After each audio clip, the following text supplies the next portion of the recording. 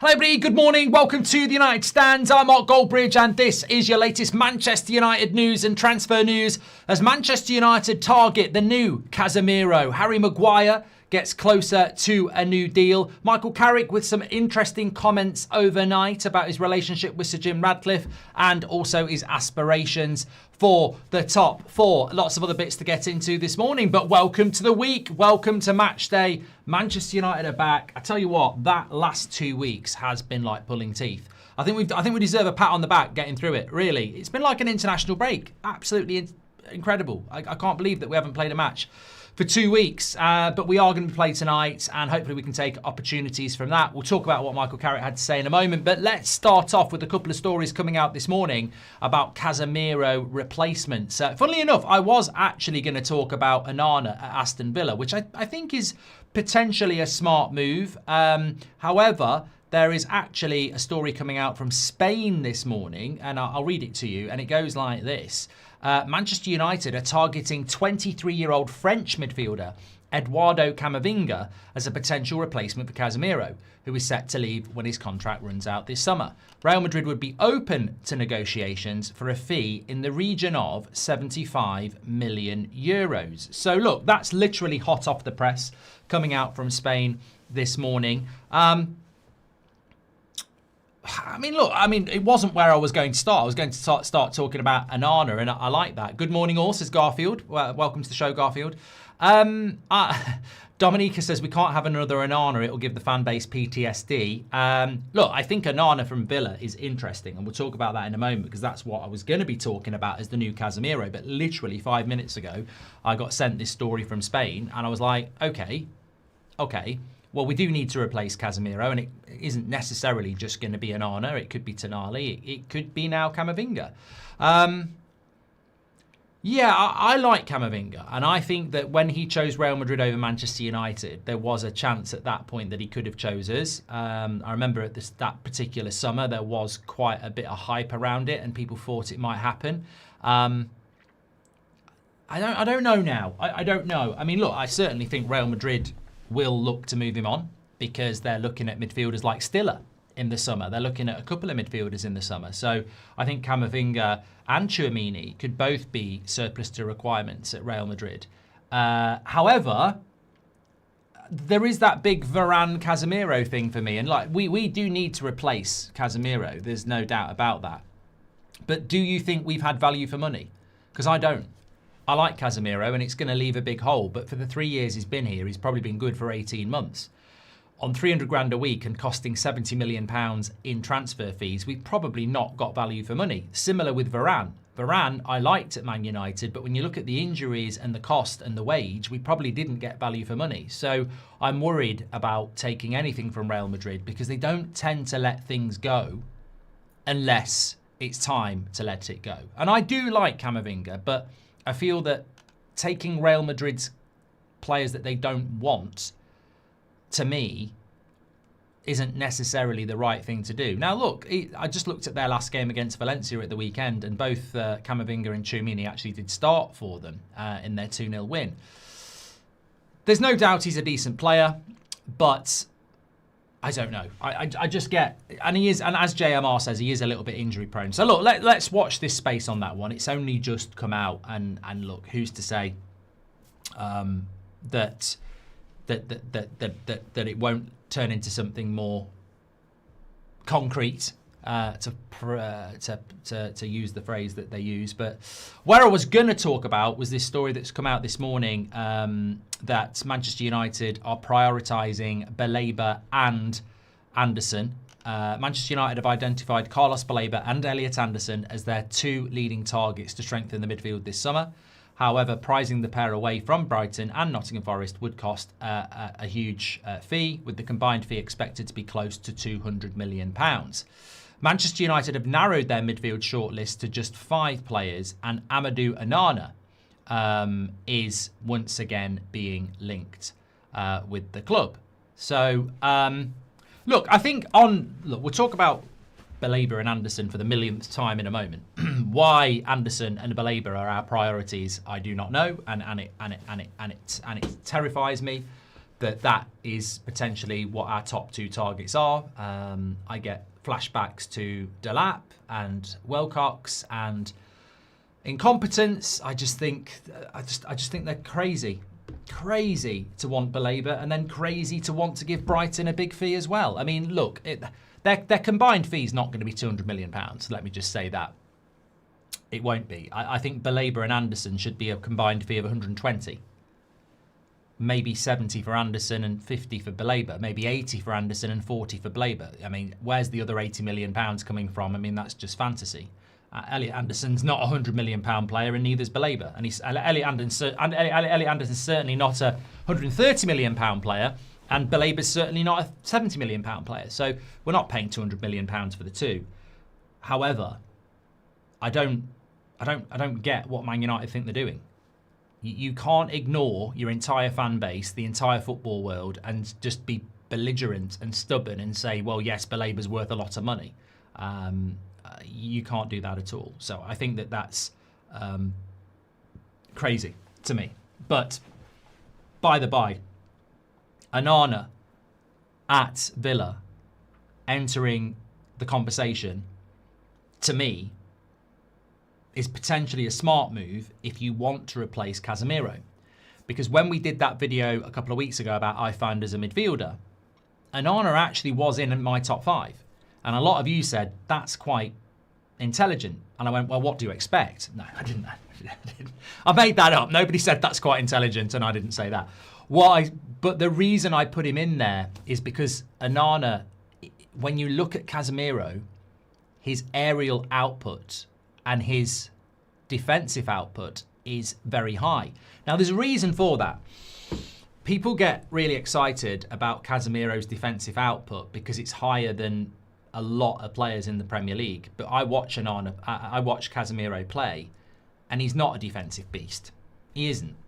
The reason his defensive output is so high is because he's the only defensive midfielder we've got. He has to do all the tackling. Mainoo's not particularly good defensively, neither's Bruno, and he's been playing in that midfield with Bruno all season. So Casemiro's defensive numbers are very high. If you put Casemiro in a midfield with someone like Elliot Anderson, his defensive numbers would drop. Not because he's a bad player, but because he'd have someone to share the load. So he does a lot of defensive work. His aerial numbers are high because he's brilliant in the air. And you can't replace that with Elliot Anderson. So I think looking at Onana from Villa, he's probably the closest thing to Casemiro in the Premier League. Now, do you want to replace that? Because if you replace Casemiro with Tonali, you lose the aerial ability. And you lose the ability to win headers from corners and the ability to win headers when you're defending corners. You lose the ability to win headers in the middle of the pitch. So it is a big thing. And when we talk about next season, we can't just go, Casemiro's going and Tonali's coming in, we're going to cook. There is a conversation to be had about transition. And when you lose Bruno Fernandes out that team, we all know we're going to lose the assists. But when you lose Casemiro out this team, you're going to lose a massive, massive aerial ability that is going to go overnight. It can't be replaced. Nobody in that team can replace it. So if we're going to replace Casemiro, we do need to consider aerial ability, and Onana is probably the best player out there for that. So, look, I'm going to say smart move, ? Because that's why I put him in my top 5. I'm not overawed by Onana at Aston Villa. I'm not. I'm not like, oh, go and get Onana from Aston Villa. But if we want to replace as many of Casemiro's traits as possible, then you do have to look at aerial ability. I mean, I've got no idea what Kombovsky says Onana is shite. Well, he's not. He's not. I mean, that's laziness. He isn't. He actually is a decent player. And he offers lots of different things. I'll be honest, I wouldn't say he was shit. I'm not massively excited about it, and I don't know how much Aston Villa would want for him. However, out of all the players we're looking at, Baleba, Anderson, Stiller, Tonali, I'd say Anderson and Stiller are reasonable in the air, but Baleba and Tonali, just not at all. So, look, we've got to look at a Casemiro replacement, and I think that Onana is certainly somebody that's interesting, and it's interesting that we're now getting reports that Man United are considering him, because I wouldn't be surprised if this is to do with Michael Carrick, because I think Carrick knows that position. Carrick was quite tall himself, and looking at the team and the importance of Casemiro, I wouldn't be surprised if he said, you do realise next season, whether I'm here or not, you're losing a huge asset in relation to aerial ability, and Tonali's very good, but he won't give you that. So maybe that's why they're looking at that. A lot of people talking about the £200 million for Baleba and Anderson. Look, the fees don't matter to me. I'm still going to keep putting this out there because it was put out there. It was Ben Jacobs on the United stand that said that Elliot Anderson will cost a lot less than £80 million. We don't know why that is, but that was said. That was said. So I don't think Elliot Anderson's going to go for more than £80 million based on that. And Baleba shouldn't be going for anything more than 50. I mean, he's not even worth 50. I think that's generous. You know, at Christmas when your grand's going to give you 20 quid for Christmas and she hasn't got a 20 quid, so she gives you 50. It's just generous. Like that's what it is. That's like, you know, that's like tipping the waiter and you mean to pull out a tenner and you pull out 20 quid. Like, we're just being generous, giving them £50 million. I really want to say this. Forget how crap Baleba's been. Forget how good you think he is. Forget how shit United are at negotiating. Forget why we're going for Baleba. Can we just have the most honest conversation? It's not about how good Baleba is. It's not about how bad Man United are still wanting him. It's not about how rubbish he's been this season. It's not about how there's many other options out there. Can we just have the conversation? Why are Brighton asking for more than £50 million? And why are Man United even contemplating paying it? It just, you know, there is absolutely no case to say he's worth more than £50 million. None. Nobody else wants him. He's had a really bad season. I'm sorry. I don't care whether you want him or you don't. We need to have that conversation. Where the fuck is this 60, 70, 80 million pound price tag coming from? Like, seriously. Let's get real. It's like us saying Dalot's worth 80 million quid. Dalot has a value. I'd say Dalot's probably worth 30, 40 million pounds. Baleba has a value. I'd say he's worth 40, maybe 45. But this 70, 80 million pounds that apparently we're going to pay, are Brighton just poisoning Manchester United with stupid juice? I mean, where is it coming from? And normally I would say, you know, like last season when Brentford wanted 65 million for Mbeumo, I was like, I like Mbeumo, but he ain't worth that. We'll give you 55 or we'll walk. You can act Billy Big Bollocks when you know you're on, you know, thin ice. But there's no justification that Baleba's worth more than £50 million on any analysis. None. Absolutely none. Maybe he was worth quite a bit of money last summer, but that's the risk you take when the player plays shit. That price is down.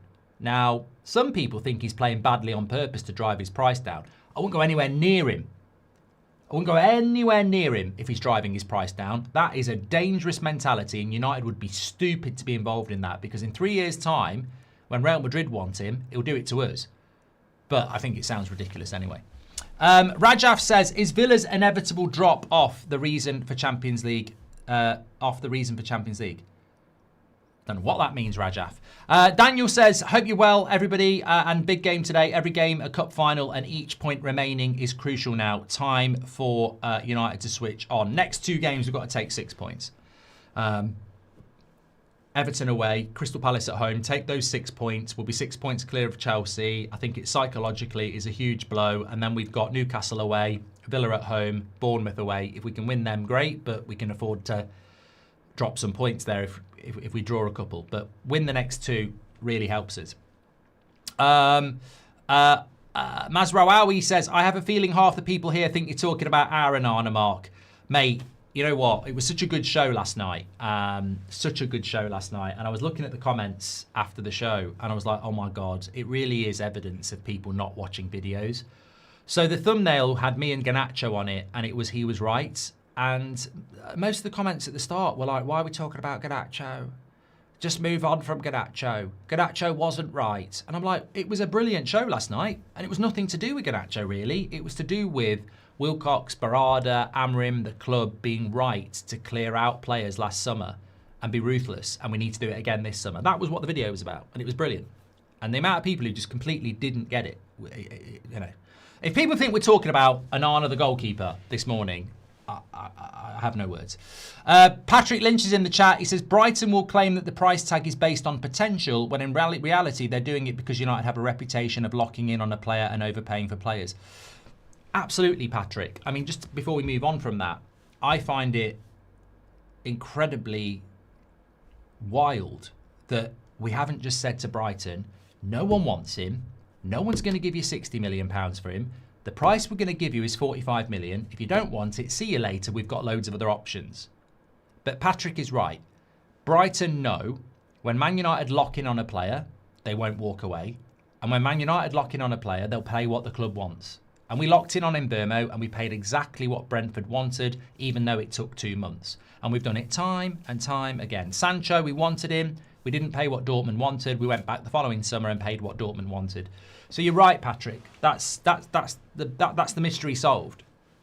Brighton know, even though Brighton are in a really shit position because they've got a player that doesn't want to be there and is playing shit and nobody else wants, they've got old muggins walking down the M6, Manchester United, and they know that Man United desperately want Baleba, and they know that they can get the money out of him. And it's incredible. Because the strength is actually us. We should be going down to Brighton and going, yeah, we like him, but we also like Stiller. We also like Anderson. We also like Onana. We also like this player. We like lots of players. And he's had a shit season. So, you know, he doesn't want to be at your club anymore. No one else wants him. So do us a deal or we'll go somewhere else. But, you know, we're there desperate, aren't we, like a dog? We need... I don't know why I said dog. I meant Dan. We're desperate, Dan. Dan! Nick United says we need 3 or 4 players to go straight into the starting lineup and 3 or 4 players for the squad. Yeah, I completely agree with that. Robert McCormack says that Onana is good in the air, but he's limited elsewhere. I think his defensive output's very good, Robert. His aerial output's very good. I'm not convinced about him, I must admit. I agree with you on that, but... I think the intelligence of it is the fact that he's good in the air. I think that's what we're sort of talking about. Stuart says, I would take Stiller and Anderson. If Anderson doesn't go to City, great job as always. Thank you. I agree with you on that. And Andre is not even my mate. Even my name, mate, says Big Z. Thank you very much for that. Okay, something else that's coming out this morning. Quite interesting. Simon Stone put it out early this morning about Harry Maguire. Sources believe a new car. I've just seen what Edwin van der Sar. Just before we talk about Harry Maguire, just very, very quickly. Edwin van der Sar has been on the overlap talking to Gary Neville, and this is what he had to say about Andre Onana. I've worked with Andre for 3 or 4 years. He has tremendous qualities, especially his distribution with his feet and everything else. But somehow he has the odd mistake in him. There are moments when you think, "Wow, that's crazy. How can he do that?" He arrived at Ajax as third choice goalkeeper and was very eager to progress, moving up second and then first. He then went to Inter Milan and performed very well. Absolutely, because I know him from Ajax, saw his development there, and then his success in Italy. So I thought the move to Manchester United was like a match made in heaven. Look, and Edwin van der Sar is one of the greatest goalkeepers that's played in the Premier League. And that there's no doubting that. Now, on a Monday morning, I used to go down to Leamington every Monday morning and do a show with Ben Foster and Dave Watson. Now, Dave Watson is ex-Barnsley, but ex-England goalkeeping coach, and you know who Ben Foster is. And I'd go down there, and I would say, most Mondays, I would say, I'm not a goalkeeper, but Onana's shit, isn't he? And they would nod their heads, and I would go, he's absolutely crap at when a shot comes towards him, actually angling his wrists and putting it out of danger, because he always palms it back in like he's playing volleyball. He's absolutely crap at getting down to low shots, and I think that's because he's too muscly in his arms and shoulders. And he's absolutely crap at demanding his 6-yard box. And the feedback I got from those two was, well, you might not be a goalkeeper, but you've analysed it absolutely spot on, and that just shows you he can't do the basics. Because if you're not a goalkeeper, and we're not goalkeepers, but we can analyse his game and say, those three fundamentals he hasn't got. I don't know whether he had them at Ajax or whether he had them at Inter because I didn't watch him enough. But in a Man United shirt, I watched him every week, and fundamentally, I don't think he's a good goalkeeper. I don't. I think he's got good distribution, but I don't think he's a good goalkeeper.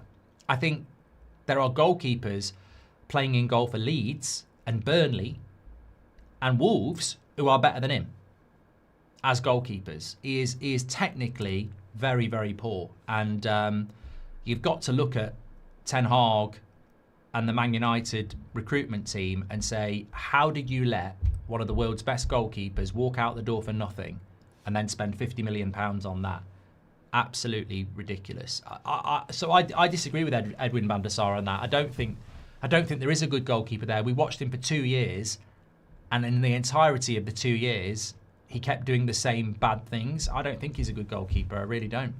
I think distribution-wise, at Inter, I mean, in that Champions League final, he was absolutely incredible, but we didn't really see that at United either. So, no, I don't think he's that good. Anyway, I digress. I just wanted to bring that in. So, in relation to Harry Maguire, sources believe a new contract will be agreed for Harry Maguire to stay at Manchester United for at least another season. Nothing is agreed yet. So that's coming in from Simon Stone. So it's getting, we've got something on Diomande as well. I forgot to mention that at the start. But it's getting closer and closer with this Harry Maguire deal. Now, I think we did discuss this end of last week, and I think it was about 55% saying keep Maguire and 45% saying no. I like these sort of things because, again, this is the sort of conversation I like to have where you operate in the alleyways of conversation instead of the extremities. I think if Ruben Amorim was still here and we were going to finish in the Champions League and continue with the 3-4-3, I probably would have kept Harry Maguire because you need three centre-backs. He plays well in a three centre-back system, and you need about 6 or 7 centre-backs. We're playing with a back four now where we want to get up the pitch. He doesn't play well in that system. He doesn't. I don't think he played particularly well against West Ham. We conceded 2 goals against Fulham. And against Arsenal and Man City, you're basically defending your edgy box. So I don't think we can get up the pitch with Harry in a back four. Not with Martinez next to him anyway. I also think he's become quite injury prone. And I also think, quite rightly, he's going to want to start games next season. So if we're going into next season with Harry Maguire in a back four, what does that mean for De Ligt, Yoro, Heaven? It blocks them. So I don't know why as a football club that's obsessed with money, you'd get somebody to stay for 100 grand a week, which still works out at 5 million a year, to block off young centre backs and play in a system that he doesn't really suit. The flip side of the coin is he's very popular in the dressing room. He's shown strength in adversity. There is an element of leadership there. I get that, but it's still £5 million a year, and it's still blocking off other players. So for me, it's a no. And it goes into what I was talking about last night. We need to be more ruthless, and being ruthless isn't always going to be easy, like Garnacho wore a Villa shirt, get out of a club. I think sometimes you've got to look at it and go, Delo is a great servant to the club, but you're not good enough. Goodbye. We have to start doing these things, and I don't think there's a lot of people in the fan base that want to do it or understand that we need to do it. There's still too much sentimentality for a team that's shit. Over the last 5 years, we've been predominantly shit, and there's still too much sentimentality around these players. If I gave you Hakimi for Delo, you'd do it. You'd do it. If I gave you Mark Gahey for Harry Maguire, you'd do it. But that's what the club should be doing. Not those specific players, but we should be upgrading players that aren't good enough anymore. But we don't. We keep them because they're good to keep around the dressing room. Do you think Man United are going to sell Delo? Absolutely no chance. No chance is Delo leaving. And yet, if I'm the owner of that football club, I'm saying sell him. Not because he's a bad lad, not because he doesn't work hard, but because in my opinion, he isn't good enough for where we need to go. And we won't do these. We won't make these decisions. We won't make these decisions. We just won't make them. And I think we should be making them. I think that's why Man City are where they are. Pep Guardiola looks at Kevin De Bruyne and goes, I don't think he can play at the level I need him to play next season. Sell him. Let's get Cherki in. And he's done that with numerous players. Kyle Walker, he'll do it again this summer if he's still there. He's done it for years. He gets rid of players that are good players that we'd keep for another 5 years. So, look, I completely get it. And I'm not taking a pop at Harry Maguire at all. I've actually enjoyed his last couple of years at United, the goal against Lyon. He's played well this season as well. But there is a time to move on. And we should be moving on. We should be moving forward. And another good question is, people obsess about the youth. Well, where's Lenny Yoro going to start playing for Man United? Honestly, when is Lenny Yoro going to start playing regularly for Man United? Because if you keep Maguire and you've got De Ligt and Martinez, I don't know how Lenny Yoro's getting in this team. In a back four, which we're going to play. And that question's valid. When is Lenny Yoro going to start playing regularly for Man United? Not forgetting Aiden Heaven. We only play with 2 centre-backs now. And you could say, well, Maguire and De Ligt will get injured. Okay, Lenny Yoro will play then, but you can't do that. He can't be an injury backup for 2 players. So I just think we've got to start moving on. And I don't understand. Well, there's a very high chance Johnny Evans will be here next year as well. Can't he be the experienced centre-back that everyone looks up to as well? So I just think move on. Save a bit of money.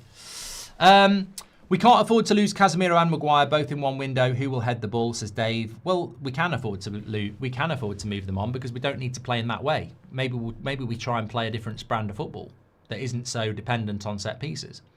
Andy Atherton says, hi Mark and the community. I'm seriously concerned about tonight's game. I hate to say it, but I can see us losing. Can these players perform against a club our team feels entitled to win? Andy, that's way too negative for a Monday morning, and we don't need any of that in the chat. But look, obviously, I'm joking with you, but I don't detect that at all. I think that's maybe something to discuss after the game. But going into it, I think that realistically, we haven't played for 2 weeks. These players should be chomping at the bit. Everton aren't very good at home, so we should be going into this game and getting a result tonight. Now, of course, I respect the fact that the Premier League is ridiculously unpredictable. Fulham winning at Brentford and Fulham winning at Sunderland and Brighton winning at Brentford was not on the bingo card. Forest very nearly got a point against Liverpool.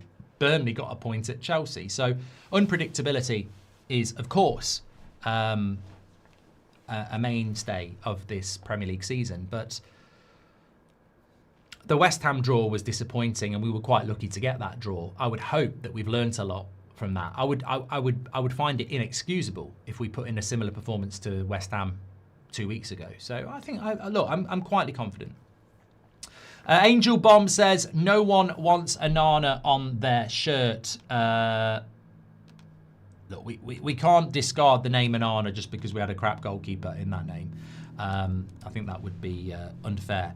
But look, it's a valid point, and it's all about whether you want to replace that aerial ability in the midfield or not. And we don't have a lot of aerial ability in that midfield at all. Agate's not particularly good. Mainu's not. Bruno's not. Interesting, just a little bit of a side point here about Jan Diomande, the Leipzig player. He was wearing that lovely top that I had on yesterday. So basically, this came in from... where did it come in from? Well, it was actually a journalist who works for Attacking Football, Dylan McBennett, who I saw post it. But basically, there was a social media post that went out yesterday about Jan Diomande to Manchester United talks gain traction. Instagram post was liked by Fabrizio Romano and one of the player's agents at Rock Nation Sports. Now, look, I haven't led on this because it's an Instagram post being liked. However, Romano has a tendency to start doing this sort of thing when he feels that there might be something in it. And obviously the agent doing it as well. But remember what I said to you a couple of weeks ago. Might have even been last week. Manchester United at this moment in time, out of all their targets, feel that Diomande is the one that they can work on the most. Now, it doesn't mean they're going to get him, but they feel it's the one they can work on the most because of Leipzig, Fival. They need a winger. this is their priority winger. So there will be conversations going on, tentatively or early or whatever you want to call it. They will be, because there's no reason to wait when it comes to Diomande. He's a player that United can and will and are talking to. Doesn't mean we're going to win the race, but he's going to be on the move in the summer. Man United want a winger. There's not really any barrier to starting that ball rolling. And we have got good relationships with Leipzig. So, and we did miss out on Semenyo, who was a player that we really wanted. So I don't think they want to miss out on their second target. And their second target clearly is Diomande. Now, whether you agree with that or not, there's clearly conversations going to be going on. And he's clearly the next target after Semenyo. Whether it should be him or whether it should be Ndia, we don't know. Obviously, Ben Jacobs said the price is more likely to be around £60 million. I don't actually know why, again, Leipzig can do what they want if there's a lot of interest, but I don't really know how Leipzig can justify a price of 80 million, considering Sesko was a lot more high profile and went for 68, and Diamande's only played not even played a full season in Leipzig. So, yeah. Brickster says prefer Nusa. I do like Nusa, but United seem to be very locked in on Diomande, i.e. Favel. So,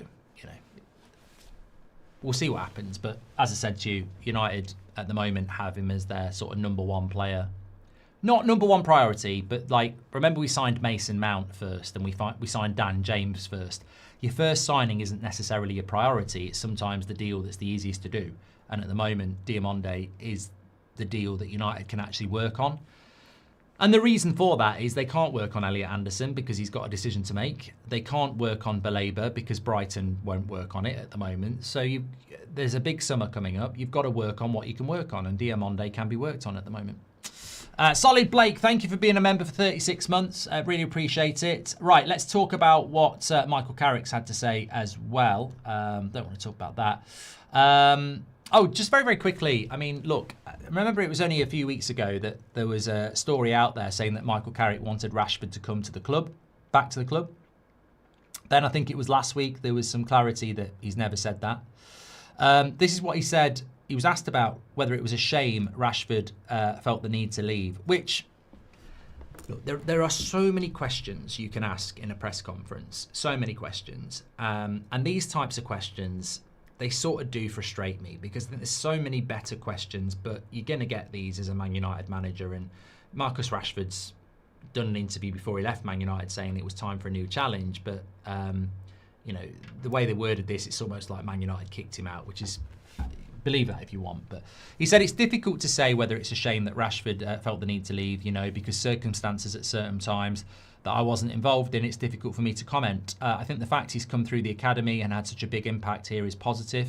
And as a club, he's had some really big moments, and I've shared some of them with him in the past. So football throws up certain things, and obviously certain players, you cannot stay here forever, and things happen. That's how it is. So look, I mean, a pretty staple response there from Michael Carrick. But I certainly don't think he's pleading that Rashford comes back. And look, If part of Michael Carrick getting the job is bringing Marcus Rashford back, I don't want Michael Carrick as manager. I've said that before. We shouldn't be bringing anybody back. Nobody should be coming back. That relationship, much the same as Paul Pogba's, came to a conclusion on both sides. It's time to move on. People need to move on. As I said, there's too much sentimentality in this football club. We seem to be, have you noticed that? We seem to be really bad at being able to move on. Right through the club. Why do we need to keep Harry Maguire? Why are we keeping Luke Shaw? Why do we need to bring Marcus Rashford back? We seem to be really bad at moving on, and everything about moving on is the right thing to do, because all the things that we keep were never good enough in the first place. And last time I checked, we haven't been in a title race for 13 years. We don't qualify for the Champions League that often. But we're obsessed with bringing people back or keeping people here. And I'm sort of like going, you know that thing that you want to keep? If you replace it, we might be better. Oh no, I want to keep it. It's like, we just need to be better at looking forward and stop being sentimental. Carrick on the possibility of challenging, qualifying for the Champions League. He says it's good that everyone's asking that question. It shows that we've put ourselves in a good position to start with. Well, we were always in a good position for the Champions League, Michael. We were in a good position with Amorim. We've been in a good position for it all season. We're not getting too carried away all of a sudden after a few weeks. I think we know where we are. We're in a good position. I'd still like to be in a better position, but we're in a good position and we're positive. I think we should be, I think there's a lot of good things to take and look forward to. But then again, it's up to us putting it into play, really. And yeah, it's possible. It's up to us to take the opportunity. Look, as I say, I think I wouldn't say Champions League football is an open goal, but this is not Ollie. This is not a team that was mid-table that went and won 8 games in a row and got back into a Champions League race and then bottled it. We were always in a Champions League race. We've been in a Champions League race since pretty much September. It's always been there. But Carrick is right. It's every time we're there, it's about taking advantage of it. And if we can win the next 2 games, we'll be at least 6 points clear of Chelsea. And we've not been in that position yet. We've not been in a position where we're comfortably in the Champions League spots. We've always been there or thereabouts. Chelsea, Man United, Liverpool are all on 45 points. That's 4th to 6th, all on the same points. So this opportunity over the next 2 games, I don't want to be looking back on it in May and going, that was the time. Because it feels like the time is now. And I don't know who the team that's going to finish 6th is. It could be us, it could be Liverpool, it could be Villa, it could be Chelsea. But if we can be 6 points ahead of Chelsea on Sunday night, then in the going into March, well, it will be March in a week's time. 6 points clear of Chelsea in March. I'd be saying, look, that's a firm grip on Champions League football. So these next 2 games are incredibly important, and we have to win both. Really, we have to win both. However we do it. I mean, look, some people want us to win playing brilliant football. I just want us to win. I think we're going to go through so much change in the summer, and we need to go through so much change in the summer, that how we play now doesn't necessarily matter. It's obviously a great bonus if we can win, but winning is what we need to do. Also, what else did we get from Carrick? I'm just having a quick look. There's a couple of bits here. Oh yeah, Simon Stone was saying that Sir Jim Radcliffe has not been in touch with Michael Carrick since the comments he made about immigration. So Carrick said, last time I've seen Sir Jim was Arsenal. I'm fine with that. I don't think there's anything really in terms of constant communication from above that I need. We're definitely all pulling together. We're pretty strong as a group. So yeah, the last time Sir Jim Radcliffe and Carrick had a chat was Arsenal. I mean, look, he's the owner of the football club. Carrick will be, speaking to Wilcox on a daily basis. I mean, that's not necessarily a good thing, but that's the command, isn't it? That's the way it works. Something else here, I don't know where this is coming in from. Football Direct.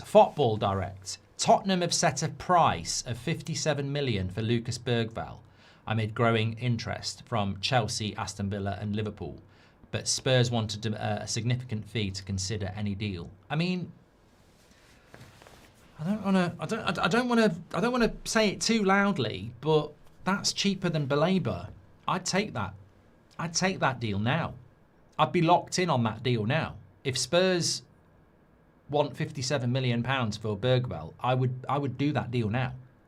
I'd be like, let's lock it in. Let's do it. 100%. I think he's so much better than Baleba, and I think 60 million pounds for a player like that, I'd be all over that. I'd be all over that. Obviously, we're not going to do it now, but I don't even know if we're looking to do it, because obviously it's still only February. But I mean, Spurs are not going to be in Europe next season. They're just not, are they? They can't be in Europe next season. They know they're not in Europe next season. I mean, they might not even be in the Championship, but they're definitely not going to be in Europe. That generates huge issues for them. So look, I hope we're looking at a deal like that, because I really do like Bergvall, but whether we are or not, we'll have to wait and see. Casemiro, MLS, Miami, looks like it's going to happen. I mean, I don't really have a huge amount of interest in that, if I'm being completely honest. When a player leaves, I don't really watch many of them. Obviously, Casemiro is the sort of player that you want him to go and enjoy the rest of his career. He's been a brilliant servant to football. And I suppose MLS Miami sounds absolutely brilliant, doesn't it? But yeah, I mean, I suppose that's interesting. Sully says, at this point, just say you don't like Baleba. Mate, if you haven't figured that out in the last 5 months, I mean, I don't think I need to say it to you, mate. I don't like Baleba. Don't rate him. Breaking news. Slow Sports News. Oh, my God. Oh, mate, what is your issue with that? I'm sure there's players that you don't rate. I don't know the player. Maybe he's a really good lad. I don't know. I don't dislike the person. As a player, I wouldn't go anywhere near him. I think it's a massive risk. And that's nothing personal. I just don't see why we're spending big money on a huge risk when nobody else is doing it. I think it's ridiculous. Absolutely ridiculous. But it's not about disliking the person. I dislike the deal. If he comes to United, I will back him because the deal's done. I'm just saying I don't think we should do it. But if we sign him, you know me. There's no track record of me with any young player or any signing calling them a flop from day one and disliking them. I just don't do that. If they sign for the club, I want them to do well. If in a year or two I'm right, I'll say, well, there you go. But I definitely don't want us to do the deal. Definitely don't. Joker says, another issue with Baleba is his passing is the same as Agate. We must not sign him. Look, I'm not here to profile Baleba. The thing I liked about him was that he was quite energetic and good at carrying the ball. This time last season, he looked like he was going to be a decent player. Doesn't look like it now. Is Bergvall a bit injury prone? Fair point. You have to look at those things. Fair point. Filthy Underdog says, if we can lock in Champions League football earlier, it should put us in a stronger position for transfers as well. Well, yes and no. I'm milking again. Yes and no. I think this is a very good point. If we can lock in Champions League football by mid-April, it means you can be talking to players earlier saying we've got Champions League football. Absolutely spot on. The next problem is I go and speak to Elliot Anderson and I go, Elliot, we've got Champions League football. We're Manchester United. Do you fancy the move? And he goes, you know what? Now that you've got Champions League football, you're right back in the race. And you go, yeah, let's talk wages. And he goes, well, Man City's wages are bigger than yours. Shit. Okay, well, Pep's not going to be there. Okay, well, who's your manager going to be? Well, we don't know. But Pep's not going to be there. Okay, so Man City have got Champions League football. They're going to challenge for the title. I don't know who the manager's going to be, but the wages are really good. You've got Champions League football. The wages aren't as good, and you don't know who your manager's going to be.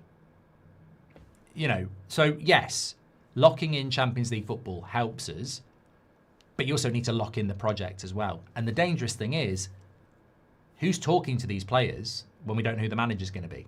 Are we literally using Jason Wilcox as our guy to buy players, which worries me as well. I don't like buying players on the board say so when there's no manager in place. So Elliot has one huge season. He's the next Paul Scholes, but Baleba has a down year. He's crap. Don't get me wrong. I like Elliot, you all overreact. Yeah, but Sully, I think you've just come up with a statement that sounds really profound, but has got more holes in it than a hedgehog's pillow, because you're being too literal. Like, you could say the same about Onana. Oh, Donnarumma has a good season, Onana has a bad season, and everyone's like saying Onana's shit. Football is quite easy to read, and the problem that Baleba's got is that all of the games I've watched him this season, and I'm sure everybody else has, you can just see the holes in his game. It's not, you know, it's like watching Mo Salah. Mo Salah's not coming back. He's fell off. The switch is gone. He's not coming back. But I look at Salah last season and I'm like, oh my God, unbelievable player. Still got it. So Baleba is still young and he can still be a good player. But you can't just say, well, he was good last year, he's shit this year, he's going to be good next year. That's fundamentally a bad signing because we can't afford to take those risks. We can't afford players that might be good next year. What if he's still shit next year? He's certainly going to need nurturing, isn't he? It's just the wrong profile of player. Maybe he is going to end up being a brilliant player. I don't think anybody said that Baleba might not end up being a good player, but it's not the right player for Manchester United. It's just not the right player for Manchester United. And to bring Elliot Anderson into it, why are Man City looking at Elliot Anderson and not Baleba? Might drop, you know? Okay, thank you everybody for tuning in. Match day, of course. We are going to be live with Countdown to Kickoff and all that jazz. And it's an 8 o'clock kickoff tonight, isn't it? So I will be live with you at 7:30 for the watch-along part. But the Countdown to Kickoff will be starting at 6. So we're ready to go. We're excited. It's been too long. It's been too long. Let's get 3 points and let's get this party started. Thanks everyone for watching. Make sure you smash a like on the video and subscribe.